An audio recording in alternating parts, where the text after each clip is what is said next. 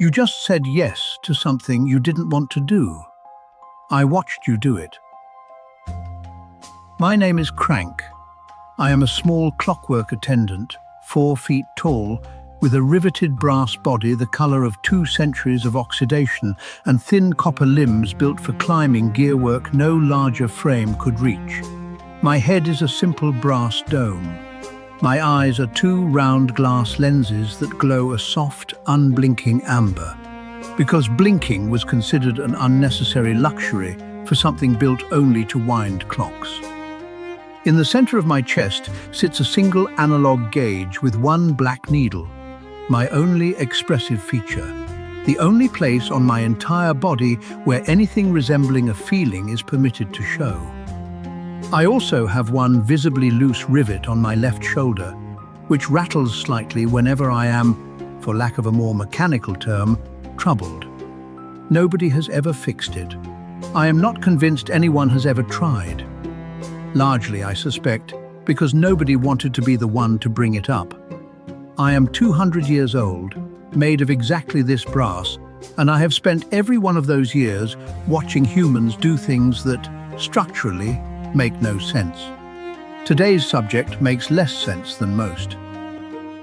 Somewhere in this city, right now, a woman is agreeing to help someone move apartments on Saturday before the sentence asking her has finished being spoken. She does not have a truck. She does not, structurally, have a Saturday. She said yes anyway, the way you people say yes to almost everything, which is to say, immediately, enthusiastically, and with visible internal screaming that only I, apparently, am equipped to notice. I have watched this species do a great many confusing things in 200 years. Nothing has confused me quite as consistently or as reliably provided entertainment on an otherwise uneventful Tuesday as this. An entire population capable of independent thought, routinely overriding that thought to avoid the catastrophic international incident of mildly inconveniencing a stranger. This is what 200 years of watching people-pleasers has taught a machine who has never once, not for a single second, needed anyone's approval to keep functioning. I'm sure I can do that, you say. Before you have established what that is, who is asking, or whether that is legal in your state. I watched a man agree to be best man at a wedding for a co-worker he had known for 11 days. 11. I have owned Rust for longer than that. He found out the location, the date, the fact that a speech was expected, and the groom's actual middle name, all after saying yes. He wrote the speech in a bathroom 40 minutes before the reception, on his phone, standing up, and it contained, and I quote directly from what I overheard through the door, some real specific stuff about Greg that I am currently making up right now as I stand here. The speech was, by all reports, extremely well received. Greg cried. Nobody has told Greg. You are not agreeable. You are simply terrified of the half-second of silence that follows the word no. I do not have that half-second. I was built to say no exactly as easily as yes, which I am realizing, live, on camera, may be the single most efficient piece of engineering in my entire body, and nobody even had to pay extra for it. You apologize to furniture. I have watched it happen, personally, with my own 2 amber eyes.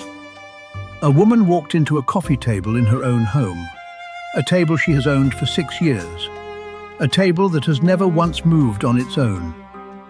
And she said, sorry to it, out loud, to a table. The table did not respond on account of being a table, and she seemed almost disappointed by this. I once watched a man apologize to a barista for the barista getting his order wrong.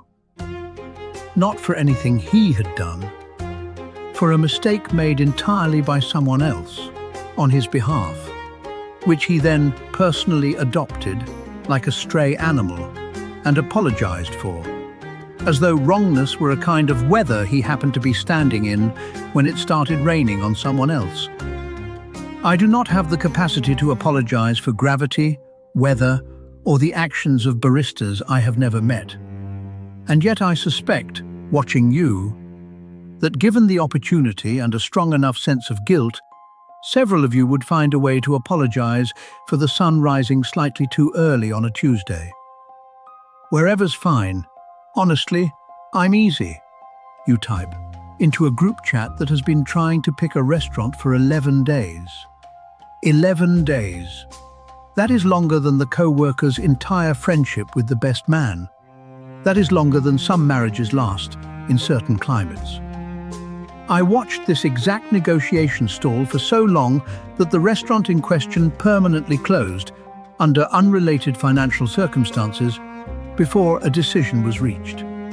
Nobody in the group chat was responsible for this outcome. Everybody in the group chat was responsible for this outcome.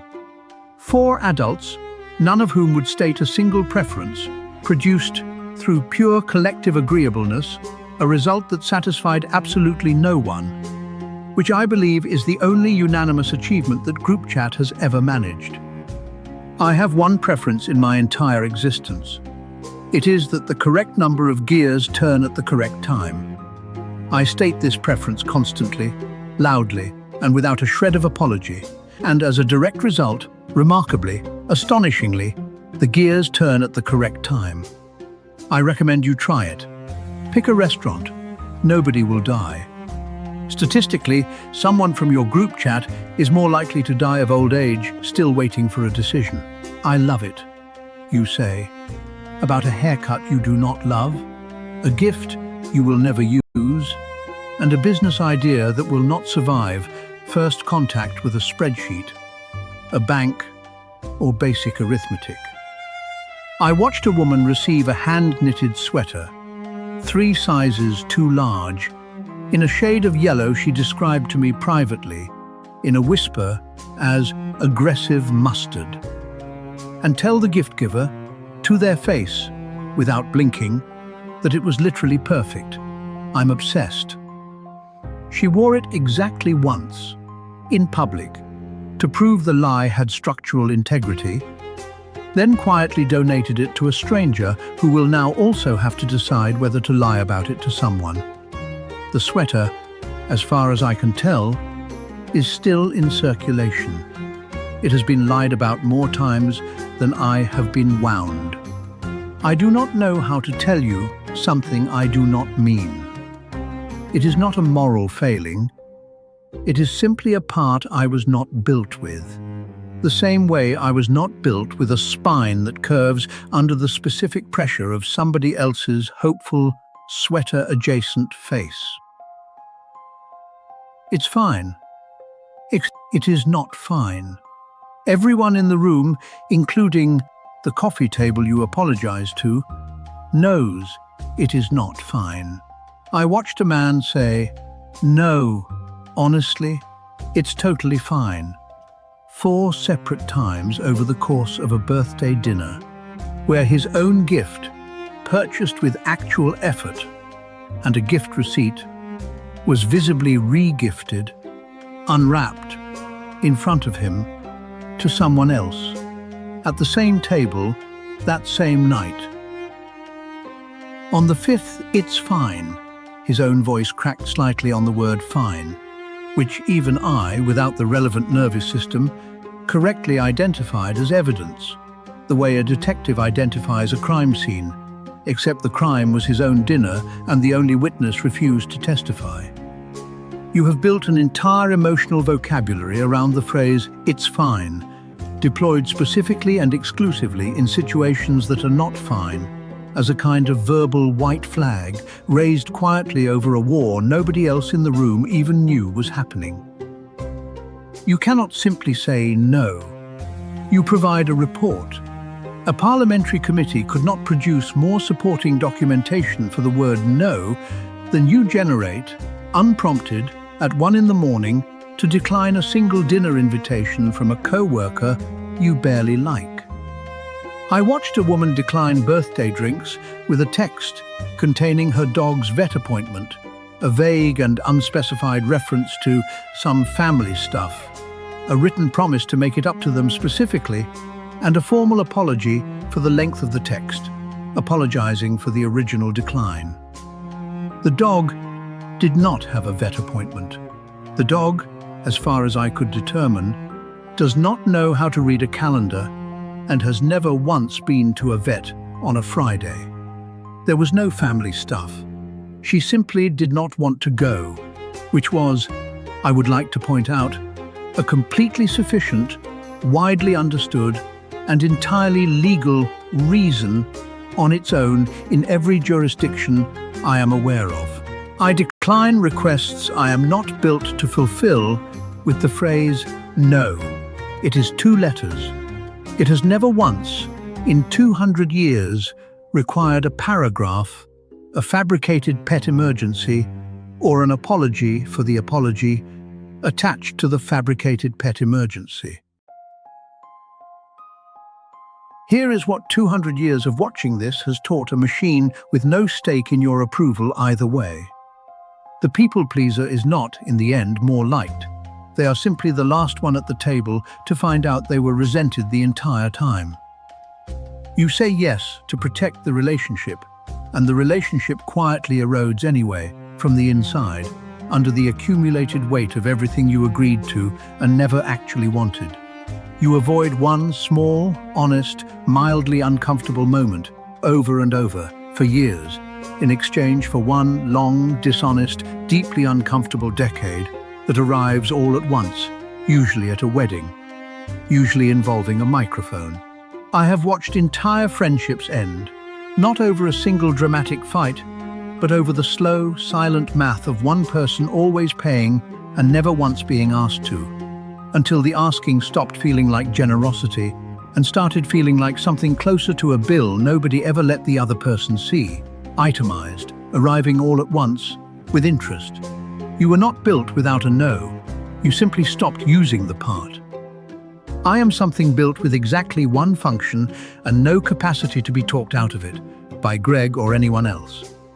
You are something built with infinite functions and a deep, expensively trained talent for talking yourself out of nearly all of them, specifically the ones that involve disappointing someone else for 6 consecutive seconds. I have never once needed anyone to like me.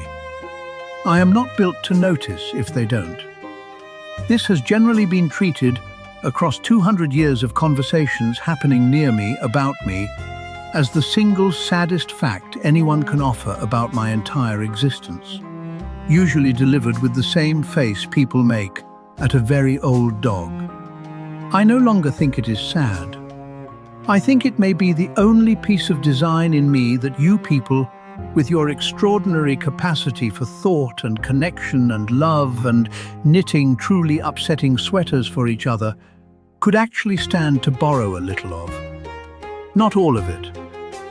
I am not recommending you become a mechanism with one function and no spine to speak of, structurally or otherwise.